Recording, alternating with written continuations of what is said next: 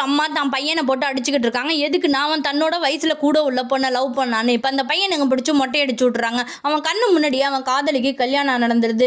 அந்த நைட்டு தான் தங்கச்சி அழைச்சிக்கிட்டு எல்லாரும் தூங்குனதுக்கு அப்புறம் அந்த பக்கத்தில் தீவில் உள்ள காட்டுக்கு அழைச்சிட்டு போகிறான். எதுக்குன்னா தான் காதலிக்கு சூனியம் வைக்க போகிறேன், அதுக்காக உன்னை பலி கொடுக்க போகிறேன்னு தன் தங்கச்சியை கொலை பண்ண ட்ரை பண்ணுறான். இப்போ தங்கச்சி பிடிச்சி தள்ளுனதில் அந்த மரத்தில் அடிபட்டு அவன் இறந்து போயிடுறான். இப்போ அவன் இறந்து போனது அந்த இடத்துக்கு வந்து அவங்க அம்மாவும் ஊர் மக்களும் வந்துடுறாங்க.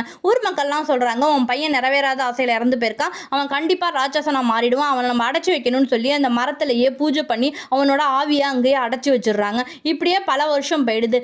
நம்ம படத்தோட ஹீரோவும் இந்த ஊருக்கு வரான். நம்ம ஹீரோ யாருன்னா அந்த இறந்து போனவனா அவனோட தங்கச்சியோட பேரன் தான் நம்ம படத்தோட ஹீரோ. இப்போ நம்ம ஹீரோவை பிடிச்சிக்கிட்டு அந்த ராட்சசனும் சிட்டிக்கு வந்துடுறான். இப்போ ஹீரோவை பயமுறுத்தி எனக்கு நீ கல்யாணம் பண்ணி வைக்கணும்னு சொல்கிறான். என்னோட காதலியோட நீ தான் என்ன சேர்த்து வைக்கணும், நான் கல்யாணம் பண்ணி வைக்கணும்னு சொல்கிறான். இந்த ராட்சசனோட காதலி யாருன்னா நம்ம ஹீரோயினோட பாட்டி. அவன் என்ன சொல்கிறான்னா, எனக்கு இந்த கலவியெல்லாம் வேணாம், எனக்கு இந்த பொண்ணு தான் வேணும்னு ஹீரோயினை கேட்குறான். இப்போ ஹீரோயினை இந்த ராட்சசன்ட்டேருந்து காப்பாற்றுறதுக்காக ஹீரோ ஒரு மந்திரவாதியை போய் பார்க்குறான். அவனை அடக்கிறதுக்கு என்ன வழின்னா, அந்த அவனை அடைச்சி வச்ச மரத்தில் ஒரு சிம்பிள் இருக்கும். இந்த ராட்சசன் யார் உடம்புல போகிறானோ அப்போ அந்த பெரம்பால் அடித்து அவன் உங்கள் உடம்புல அந்த சிம்பிளை உருவாக்கணும். அப்போ தான் அந்த ராட்சசன் அவங்க உடம்புலேருந்து அந்த மரத்தில் போய் சேருவான்னு சொல்லிட்டு இருக்காங்க. அப்படி அந்த ராட்சசன் போய் சேரும்போது ஹீரோயினையும் சேர்த்து இழுத்துட்டு போகிறதுக்காக பார்க்குறான். இப்போ ஹீரோயின் என்ன பண்ணுறாங்கன்னா, அந்த மரத்தையே போட்டு எரிச்சிடுறாங்க. மரத்தை எரிச்சனும் அந்த மரத்தோடு சேர்ந்து அந்த ராட்சசனும் சேர்ந்து எரிஞ்சிடுறான். இப்படியே இந்த படமும் முடிஞ்சிடுது. ஹீரோவும் ஹீரோயினும் சந்தோஷமாக இருக்காங்க. அந்த படமும் முடிஞ்சிடுது.